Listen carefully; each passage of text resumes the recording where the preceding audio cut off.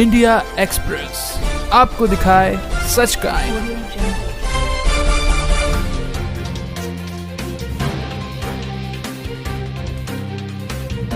बापूजी के सभी प्रकार के नेता भक्त थे, सभी पार्टियों के लोग बापूजी को मानते थे। कांग्रेस के चाहे दिग्विजय सिंह हो, सुंदरलाल पटवा जी हो, कमलनाथ हो, ऐसे लोग भी बापूजी के भक्त थे।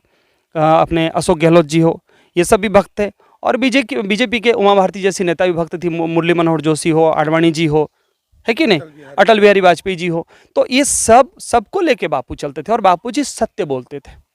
जहाँ भी बापूजी को लगा, जब बाबा रामदेव जी के ऊपर आक्रमण हुए थे दिल्ली में, तब भी बापू ने खुलकर बोला। बापूजी ने पैर पटक कर बोला कि सोनिया भारत छोड़ो।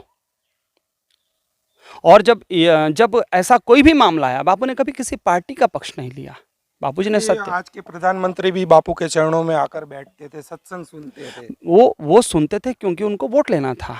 बापूजी के सभा में लाखों लाखों लोग होते हैं और उस मंच पे खाली कोई आकर खड़ा भर हो जाए, बापूजी के पास आ जाए और लोगों को पता चल जाए कि ये बापूजी के प्रति श्रद्धा रखता है, तो हमारे जो बापूजी के भक्त हैं आज भी वो बापूजी को मतलब इतना ज़्यादा मानते हैं कि उनके लिए जान दे सकते हैं। और अगर बापूजी का थोड़ा भी इशारा होता तो देश में तो आग लग जाती। मैं आपको सच कहता हूँ, लाखों लाखों लोग तो ऐसे ही रोडों पे कूद पड़ते हैं, लेकिन बापूजी ने इन सबको संभाल रखा है पिछले 11.5 साल से। शांति बनाए रखो। देश हमारा है ना, हम इस देश में खुद कैसे आग लगा सकते हैं। इसलिए बापू जैसे भगवान शिव जी जहर का घूंट पी लिए और धारण करके, है ना, वो बैठे थे, ऐसे ही आज बापूजी सारा अन्याय अत्याचार सह रहे हैं। और उसके साथ साथ एक चीज दिखा रहे हैं बापू कि आज जब बापूजी के साथ ऐसा हो सकता है, इतने बड़े संत जिनके करोड़ों करोड़ों फॉलोवर्स हो और इतने बड़े बड़े दिग्गज लोग कह रहे होंगे बापूजी का केस पूरा फैब्रिकेटेड है, उसके बावजूद भी बापूजी को 1 घंटे की पैरोल नहीं दी जा रही है। आप सोचिए, इस देश में जो जेलों में बंद कैदी हैं लाखों की तादाद में, कितने निरपराध वहां बंद हैं, कितनों की सुनवाई नहीं हो रही है। तो ये बापू दिखाना चाहते हैं कि ये सब बदलो, ऐसे देश नहीं चलेगा नेताओं के भरोसे। नेता कभी किसी का नहीं होता है, चाहे कोई भी पार्टी का नेता हो। हमारे देश के लोगों को ये अच्छे से समझ लेना चाहिए।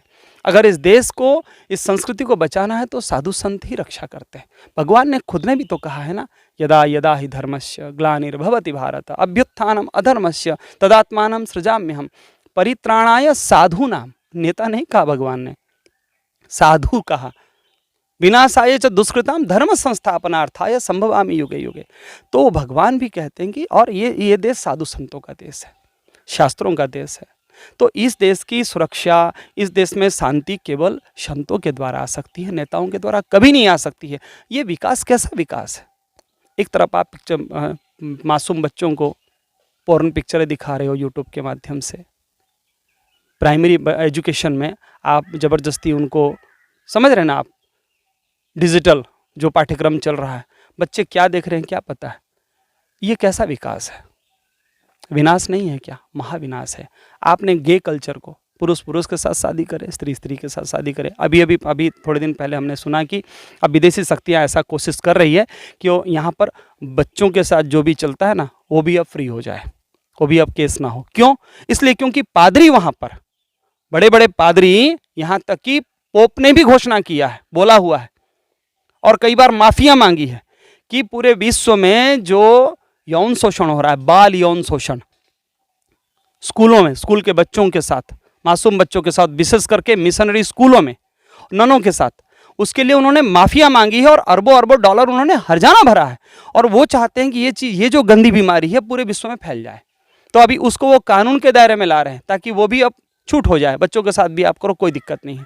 तो ऐसा गंदा कल्चर पूरे विश्व में फैलाकर एक विश्व को एक विनाश की ओर ले जाने की जो ये पहल चल रही थी, उसको बापूजी ने रोकने का प्रयत्न किया है। बापूजी ने धर्मांतरण को रोका है। बापूजी ने छुआछूत, भेदभाव, ये जाति भेद को उन्होंने नष्ट किया है।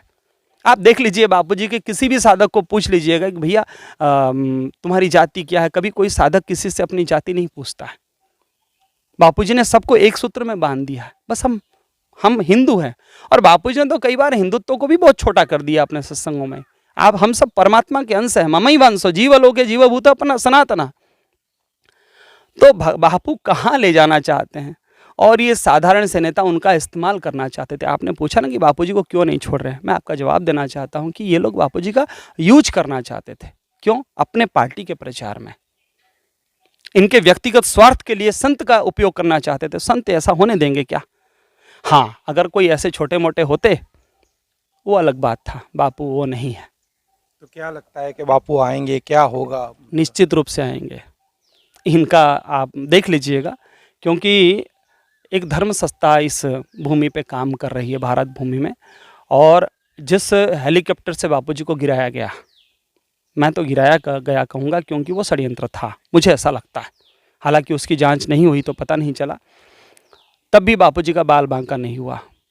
कोरोना काल में बापूजी को कितनी सारी क्या क्या पता नहीं क्या क्या देकर बापूजी को डैमेज करने का कितना सारा प्रयत्न किया गया।